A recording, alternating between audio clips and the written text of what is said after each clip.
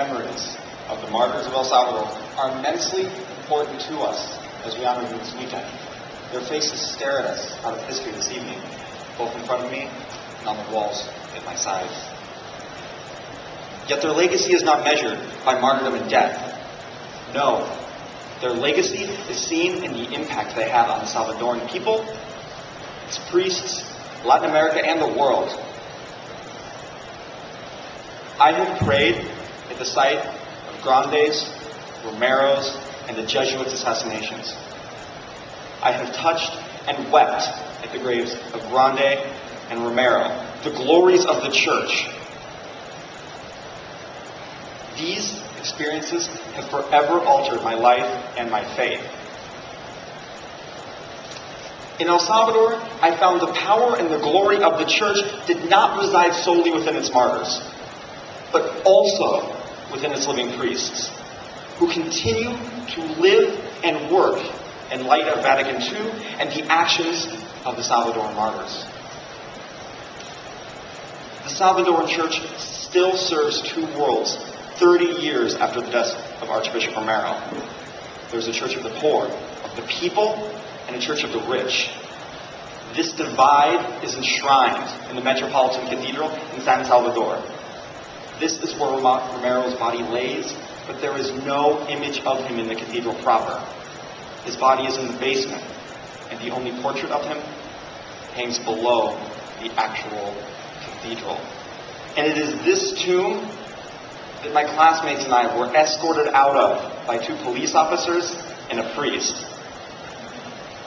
Romero is still persecuted 30 years after his death and kept from the people whom he served and whom he died to save.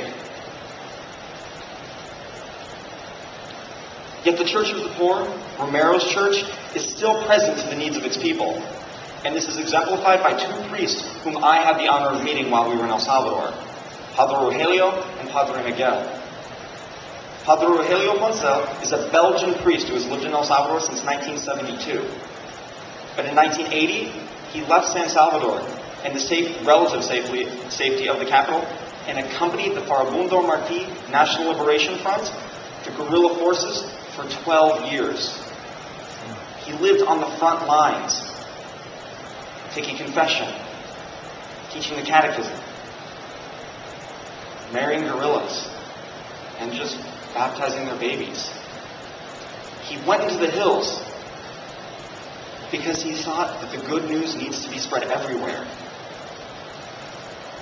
And he told us as we sat in his study on a cool Saturday evening that his work was contributing to the creation of a new church, which marches alongside the people and is inspired by the gospel.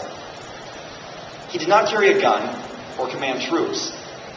He carried a Bible and spread the gospel to the people of God, the oppressed masses most in need of God's love and liberation.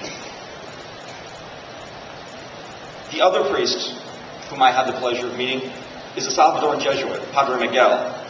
And he was a seminarian under Romero and continues to fight the oppressive structures of El Salvador to this day.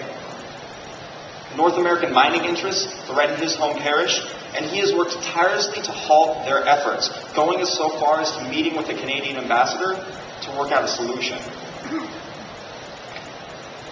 The walls of his church are decorated with the images of the people suffering, the martyrs, the massacres, the oppression of the masses. On the side of his altar, he has the images of the disappeared, hung like wallpaper. The most recent disappearance occurred only 4 days before we left. These priests continue to accompany the oppressed masses of El Salvador. Thus, I call upon all of you here tonight, in honor of these priests and the martyrs, to also do good works.